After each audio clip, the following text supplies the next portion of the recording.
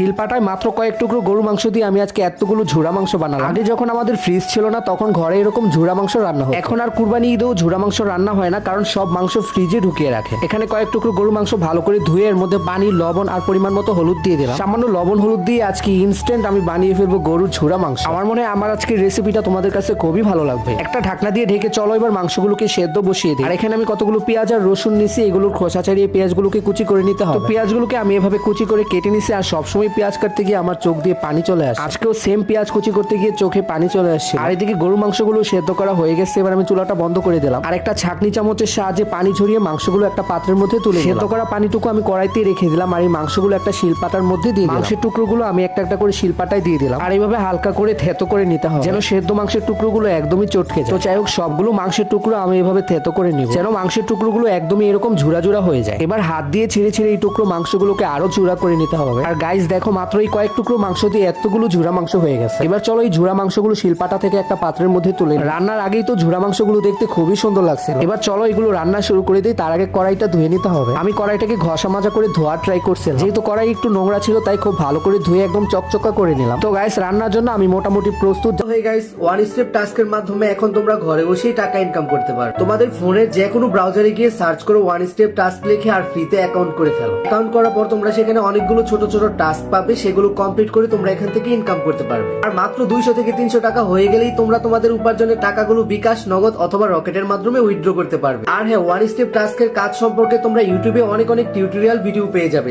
চুলায় কড়াইটা বসিয়ে দিলাম। এবার গরম কড়াইয়ে পরিমাণ মতো তেল দিয়ে দিলাম, একটু বেশি করে দিই। তেল গরম হয়ে গেলে এবার কুচানো পেঁয়াজটুকুও দিয়ে দিলাম। সাথে গোটা গরম মশলা যেমন এলাচ, দারচিনি, তেজপাতা আর শুকনো লঙ্কা দিয়ে একটু ভেজে নিলাম। ডিপ ফ্রিজ থেকে বাটা মশলা বের করতে একদমই ভুলে গেছে। যাই হোক, এই আইস করা আদা রসুন গুলো এরকম টুকরো করে কেটে নিছে। এবার এই ফ্রোজেন আদা রসুনের টুকরো গুলো কড়াইয়ে দিয়ে দিলাম। আদা রসুনের কাঁচা স্মেল না যাওয়া পর্যন্ত এগুলো ভাজতে থাকবে। এবার এখানে পরিমাণ মতো জিরার গুঁড়া, ধনিয়ার গুঁড়া, হলুদ, মরিচের গুঁড়াও দিয়ে দিলাম। সাথে স্বাদ মতো লবণ আর একটু পানি দিয়ে মশলাটুকু খুব ভালো করে কষিয়ে নিতে হবে। সব মশলা যখন পারফেক্টলি কষানো হয়ে যাবে তখন আমি এখানে ঝুরা মাংসগুলো দিয়ে দিই। তো সবগুলো সেদ্ধ করা মাংস আমি এখানে দিয়ে দিলাম। আর এবার মশলার সাথে নেড়ে চেড়ে খুব ভালো করে মিশিয়ে নিতে হবে। আর মশলার সাথে মাংসগুলোকে কিছুটা সময় কষিয়ে নিতে হবে। আর কষানো হয়ে গেলে সেদ্ধ করার পর যে পানিটুকু ছিল সেগুলোই দিয়ে দিলাম। এটা হচ্ছে মাংসের পানি, আর এটার মধ্যে যেহেতু একটু চর্বি ছিল তাই এটাই দিয়ে দিলাম। এবার একটা ঢাকনা দিয়ে ঢেকে অনেকটা সময় রান্না করে নিতে হবে। আর এখানে দুইটা গোটা রসুন আমি খুব ভালো করে ক্লিন করে নিছি। এদিকে মাংসের ঝোল শুকিয়ে গেছে প্রায়, তো এগুলো আবারও নেড়ে চেড়ে নিতে হবে। এবার আমি মাংসের মধ্যে গোটা রসুন দুইটা দিয়ে দিলাম। আর ঝুরা মাংসের রসুন থাকলে খুবই মজা লাগে আমার কাছে। তো আবারও ঢাকনা দিয়ে ঢেকে মিডিয়াম আঁচে অনেকটা সময় রান্না করে নেব যেন মাংস থেকে পানি একদমই শুকিয়ে যায় আর মাংসগুলো সেদ্ধ হয়ে একদম সফট হয়ে যায়। আর দেখো, কিছুক্ষণ পর মাংস থেকে একদমই পানি টানানো হয়ে গেছে। এবার জাস্ট নেড়ে চেড়ে মাংসগুলোকে একটু ভাজা ভাজা করে নিতে হবে।